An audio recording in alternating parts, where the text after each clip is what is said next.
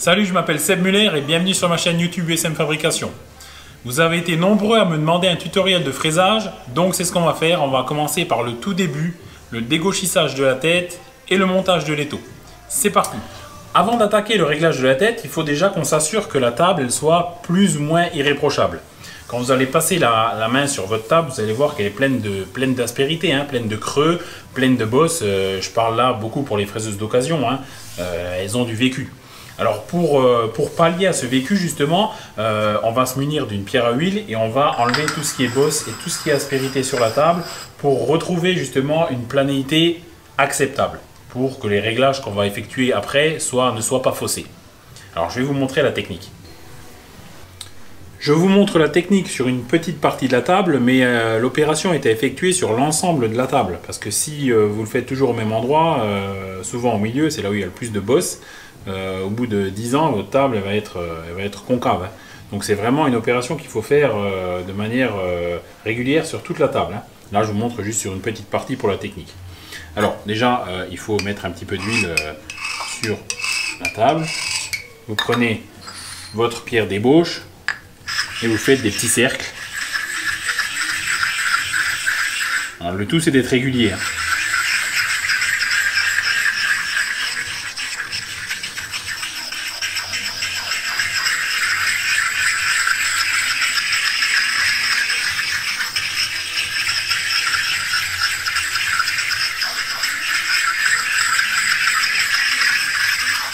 Alors, le mouvement c'est vraiment d'effectuer des petits ronds. Faut de manière circulaire sur toute la table. Une fois que vous avez passé votre pierre d'ébauche, vous faites pareil avec la petite pierre de finition. Alors vous n'êtes pas obligé d'utiliser deux pierres. Moi je le fais parce que j'ai toujours fait comme ça, mais avec une seule pierre je pense que ça marche aussi. Voilà, juste pour terminer.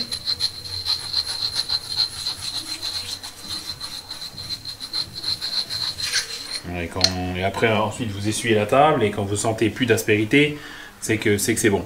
Alors c'est pas un truc qu'il faut faire toutes les semaines, c'est une opération à effectuer tous les 2 mois, quand vous sentez vraiment qu'il y a beaucoup de bosse. Après si vous faites vraiment très attention à votre table, vous aurez besoin de le faire 1 ou 2 fois dans l'année. Moi je le fais 2-3 fois par an, voilà, pour manière de garder les tables en bon état. Avoir une tête bien dégauchie de fraiseuse, c'est super important. C'est super important déjà quand vous faites des perçages et surtout des alaisages à l'alésoir, pour avoir une cote qui est juste. Parce que si votre forêt ou votre alaisoir rentre en biais dedans, c'est certain que votre cote elle va être faussée. Au lieu de faire un trou de 20, vous avez facilement un diamètre 21. Idem pour l'alaisoir. Votre cote en H7, elle sera foutue, c'est certain. Pour les surfaçages, c'est pareil. Si votre tête, là j'exagère, mais elle est, admettons comme ça, chaque raccord que vous allez faire en surfaçage successif, vous allez avoir des escaliers dans les pièces. Donc c'est très important. Alors au début quand on n'est pas habitué, je le fais faire souvent à mes apprentis par exemple, ça peut leur prendre facilement une demi-journée. Donc si ça vous prend du temps, ne vous inquiétez pas, c'est normal, il faut être patient. Parfois il faut même s'arrêter 5 minutes, faire une petite pause et recontinuer parce que ça peut vite être lassant et barbant. Alors, après c'est vrai que si vous inclinez souvent vos têtes pour faire des chanfreins, tout ça, et que vous êtes amené souvent à dégauchir, l'expérience fera que vous le faites de plus en plus vite. Comme vous pouvez le voir, j'ai volontairement déréglé la tête de 3 et quelques degrés en X et également en Y, voilà, pour qu'on parte vraiment de zéro.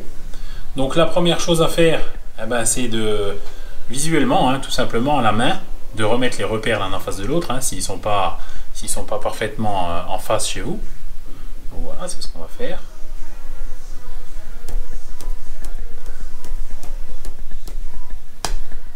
Voilà, plus ou moins. Et je vais faire pareil pour le X. Donc une fois que vous avez remis visuellement les repères l'un en face du zéro, serrez donc les écrous à la main contre et vous en serrez un petit peu plus fort que les autres. C'est tout. Pour l'instant. Sur tous les axes. Idem sur cet axe-là. Bon, alors c'est à partir de ce moment-là que ça va se corser. C'est sûr, là, c'est le moment le plus compliqué. Alors ce que je vous conseille moi c'est de prendre un vieux porte-outil, une vieille pince par exemple, et de vous faire un petit montage de ce style là qu'on peut directement monter donc à la place de l'outil dans la fraiseuse. C'est ce qu'en général tout le monde fait. Voilà, vous montez ça comme ça, avec un comparateur au bout, et au moins, pour les mesures, ça va être simplifié.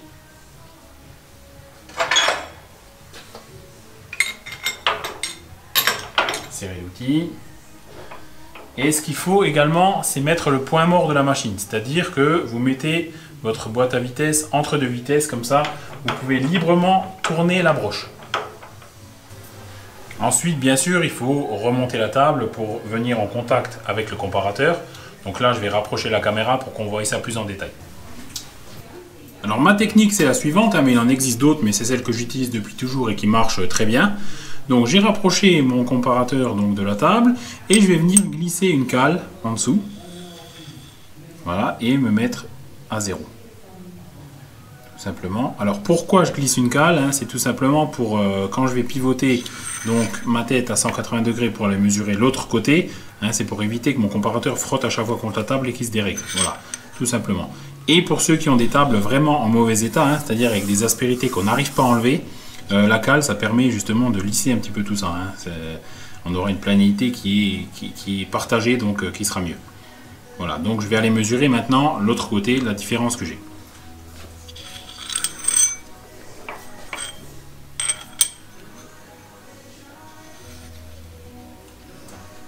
Voilà, je vous montre. J'ai 3/10 en plus. Donc il va falloir que je revienne à chaque fois de moitié. Hein, faut se munir d'un bon maillet. Hein, il faut tout simplement frapper contre la tête, hein, d'un sens ou de l'autre, pour justement récupérer ce mauvais réglage.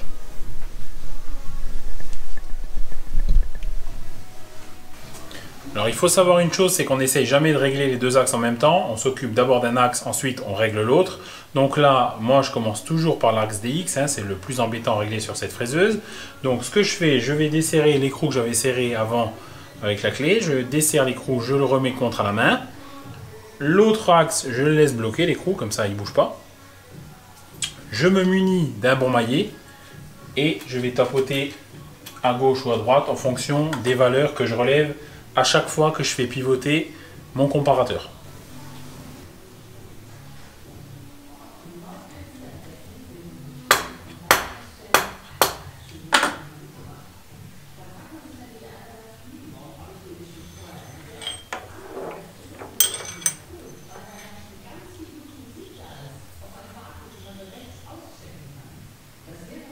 Alors là, j'ai moins 2 centièmes.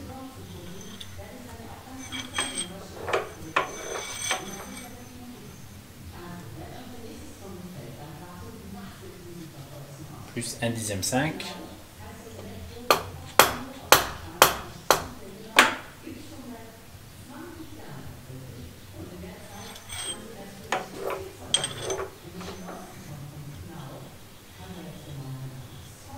Voilà, là, je suis réglé à 2 centièmes près.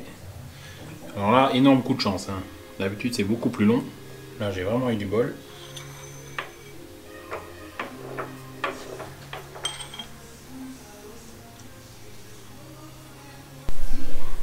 Donc là, j'arrive vraiment à quelque chose d'acceptable. Je vois que voilà, j'ai 0.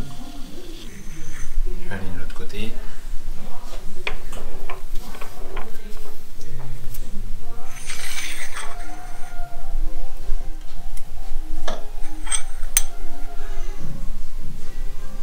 Voilà, je suis vraiment pas mal. Je dirais 1/2 centième. Pour l'axe DX, c'est très bien. Donc maintenant, ce qu'il faut faire, c'est serrer délicatement les 4 vis, sans forcer, et ensuite remesurer.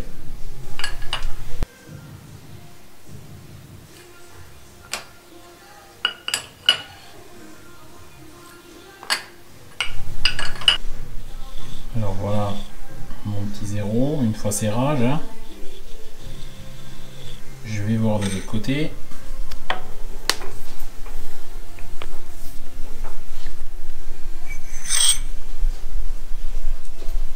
Toujours un petit suspense, hein, quand on... Voilà. voit bien qu'il n'y a rien qui a bougé. Je suis parfaitement à zéro. C'est OK pour le réglage du premier axe. Donc on va procéder de la même manière pour le réglage du deuxième axe. N'oubliez pas, lorsque vous serrez les écrous, d'être délicat, d'y aller progressivement. Ne mettez pas d'à-coup dans la clé, ça risque de refaire bouger au début surtout la tête. Et malgré ça, de temps en temps, ça peut bouger, ne vous inquiétez pas. Comme je vous le disais, il faut être patient. Même technique que tout à l'heure, je desserre mon écrou et je l'amène contre serrage manuel. Idem pour les autres. Voilà.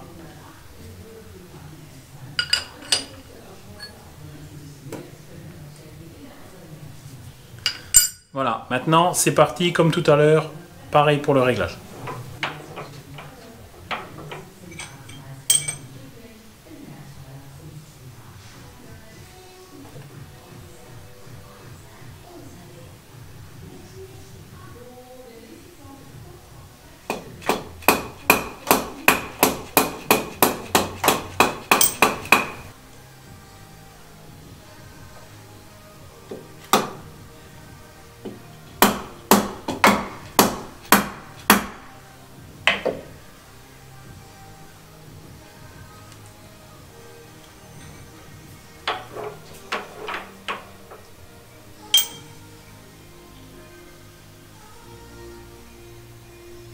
Centièmes. Je vais tenter un petit serrage, ça ramènera peut-être l'ensemble.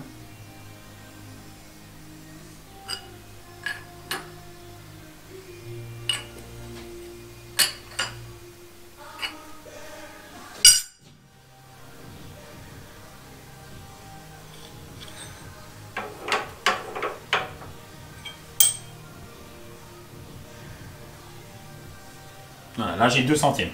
2 centièmes, je suis pas mal. Peut-être essayer de tapoter encore un petit coup, mais...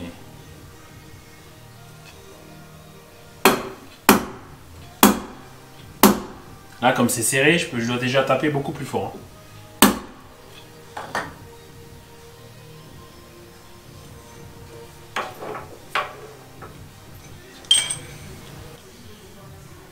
Là, j'ai moins 2 centièmes.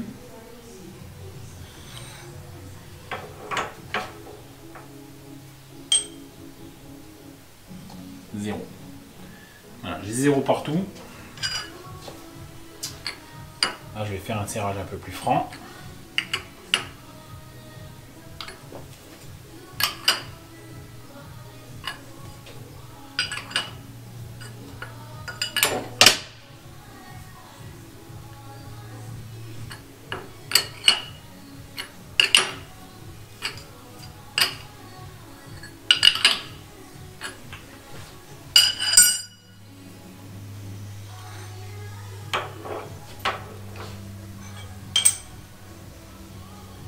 Voilà, j'ai 0 des deux côtés.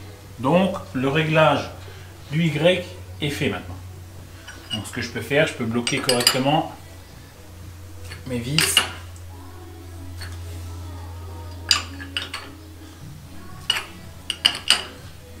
Voilà. Maintenant, ce qu'on va faire, on va contrôler 4 points pour être sûr qu'on a 0 partout. Donc, voilà le premier point. 0. On va au deuxième point.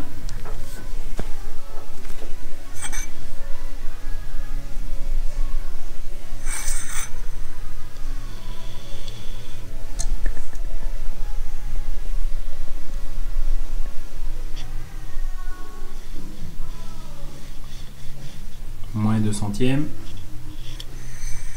On se dirige au troisième point.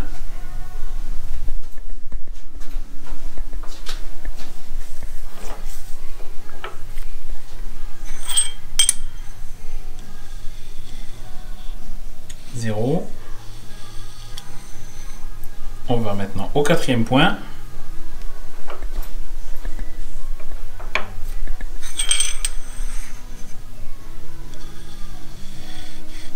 Voilà, plus 2 centièmes. Donc, on aura du mal à faire mieux. On peut dire que la tête, elle est dégauchée. Voilà pour ma technique de dégauchissage des têtes de fraiseuse. Alors il en existe d'autres, mais c'est la technique que j'utilise moi depuis toujours et qui fonctionne. N'oubliez pas de travailler avec méthode. Hein, c'est très important d'être rigoureux dans le dégauchissage des têtes de fraiseuse, car tous vos usinages vont en dépendre.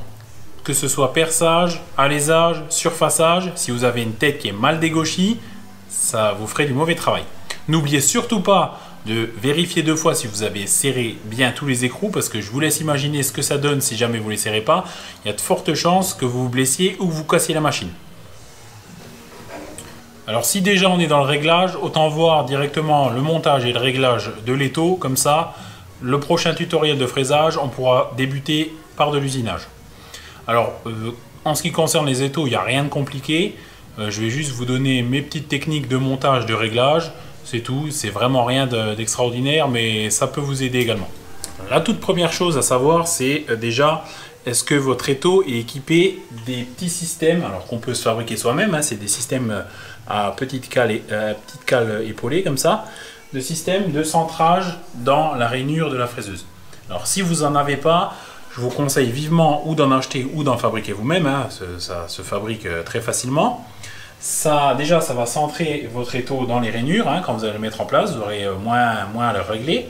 Et surtout, au cas où, ça évitera à l'étau, quand vous usinez des grosses pièces ou vous prenez des grosses passes, de tourner, ce qui peut être très dangereux. Voilà. Une fois réglé ce problème de petite cale de centrage, le sens de montage de l'étau. Alors, 90% des gens vont monter l'étau dans le sens là. Alors moi, je ne le monte jamais comme ça. Pas sur traditionnel en tout cas. Sur CN, je le monte comme ça. Mais sur Tradi, le problème qu'il y a, c'est que quand vous allez usiner, admettons, vous allez lubrifier, eh ben, tout le lubrifiant va couler le long de l'étau et il va tomber au sol, c'est pas terrible. Donc moi, ce que je fais, je le monte toujours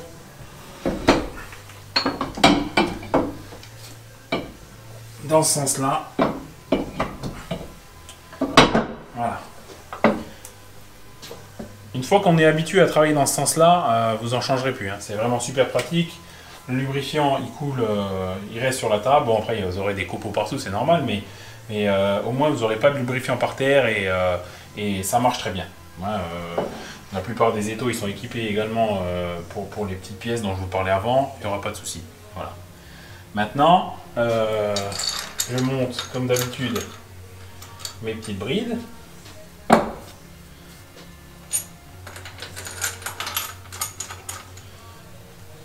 Et on va passer au réglage proprement dit. Ma technique pour le réglage, j'en avais déjà rapidement parlé dans une autre vidéo sur commande numérique, hein, quand j'avais monté mon étau pour le régler. Donc, j'ai mis mes 2 brides. Ce que je fais, alors je plaque bien sûr mon étau contre la rainure, hein, parce que les cales ont toujours un tout petit jeu, mais bon, voilà. Alors, ce que je fais, j'en serre un à fond.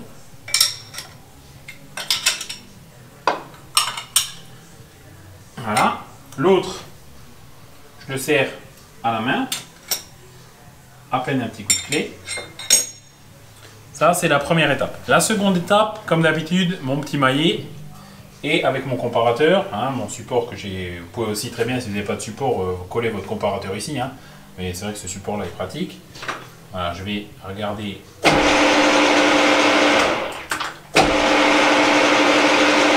Donc là, j'ai 5 centièmes. Je vais tapoter là.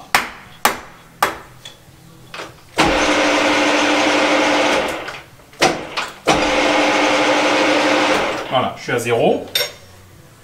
Je serre mon autre vis à fond.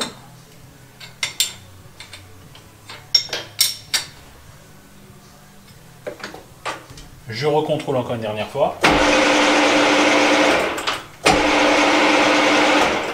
Voilà. Je m'assure bien sûr que toutes mes vis soient bien serrées, comme d'habitude. Hop, mieux vaut trop que pas assez. Voilà donc pour la technique de réglage de l'étau, c'est tout facile, rien de compliqué. Alors l'étau là est un peu gros pour cette machine, mais c'est tout ce que j'avais sous la main là. Mes autres étaux ils sont montés en doublon dans la CN, donc j'ai pas pu les démonter, j'avais une pièce réglée dedans. Concernant le sens de montage de l'étau, dans 90% des cas vous pouvez l'utiliser comme ça. Après c'est sûr, de temps en temps il faudra le pivoter quand par exemple vous avez des pièces où vous êtes obligé de le mettre de l'autre sens, c'est sûr, hein, c'est pas à 100% le monter comme ça, mais la plupart du temps pour les petites pièces d'usage courant, on va dire, dans le sens là, ça marche très bien. J'espère que cette vidéo de fraisage pour débutants vous aura plu.